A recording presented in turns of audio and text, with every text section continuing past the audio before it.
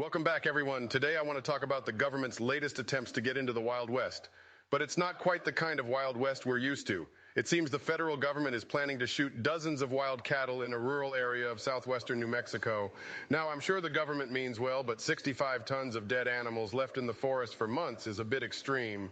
On top of that, it's a violation of federal regulations and creates a dangerous precedent for the government overstepping its authority.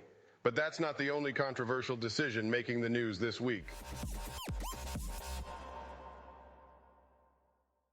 So there you have it. Lots of interesting news this week. It's going to be an exciting show, so let's get started. Let me tell you something. Ranchers argued that this amount of animal cruelty is a violation of federal regulations and that the government is overstepping their authority. And they're right. Not to mention the government is going against their own regulations when they're supposed to be managing the wilderness for the public's sake. Apparently, the Gila National Forest issued their final decision to gun down these wayward cattle under pressure from environmental groups. However, our fact-checkers say these groups are full of annoying people. The ranchers contend that the cattle in question are the descendants of cows that legally grazed the area in the 1970s before the owner went out of business. And they have the DNA and genetic markers to prove it. It's clear that these animals are not feral cows and that they are, in fact, domesticated livestock. The government is arguing that because these animals are not kept or raised by any individual, they don't fit the definition of livestock. But that doesn't mean they're not still livestock. Let's be honest, this is a waste of taxpayer dollars and a violation of animal rights. It's high time the government take a look at alternative methods like traditional hunting or working with local ranchers to round up the cattle. This would not only be more cost-effective, but also more humane. At the end of the day, it's important to remember that the government should be managing the wildlife in the most effective and humane way possible. They need to revise their outdated regulations and allow for more flexible and innovative approaches to wildlife management, instead fulfilling high-powered action fantasies on our dime. Welcome back, everyone. Today I want to talk about a recent decision by the U.S. Copyright Office that could have a significant impact on the creative industries.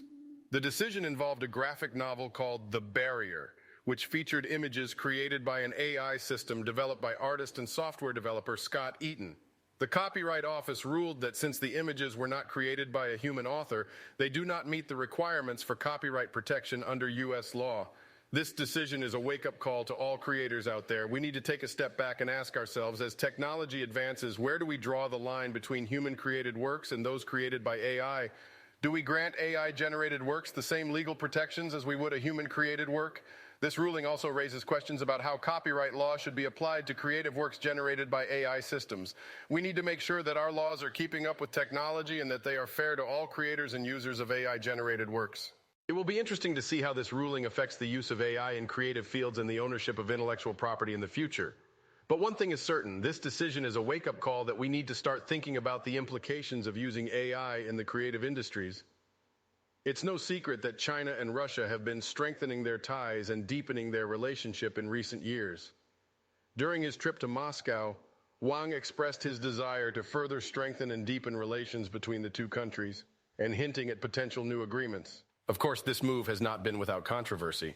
The U.S. has expressed its worries over China's possible efforts to influence Russia's stance on the ongoing conflict in Ukraine.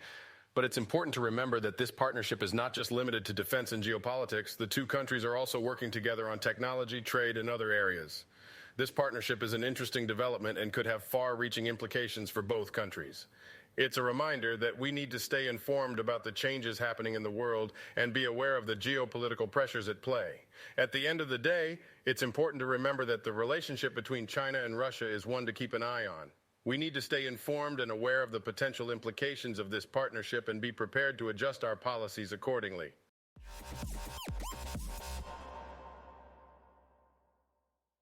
Welcome back, everyone.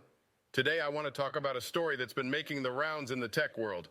Google recently revealed that they are conducting tests that restrict access to news content for certain Canadian users. At the same time, Google also announced that it would delay its plan to fully block tracking cookies on its Chrome web browser until late 2023. This move has caused a stir among advertisers, publishers, and privacy advocates, who all have their own concerns about the implications of Google's decision. It's clear that Google is feeling the pressure from all sides when it comes to their online advertising and user data policies.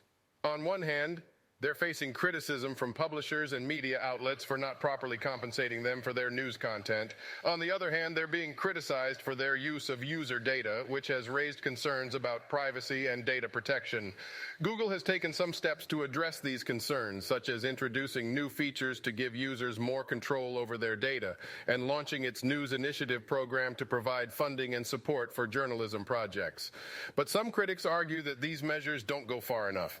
At the end of the day, it's important to remember that tech companies have a responsibility to protect user privacy and ensure that their policies are fair to both advertisers and publishers. We need to hold them accountable and make sure they're doing their part to protect our data. Well, that's all for today, folks.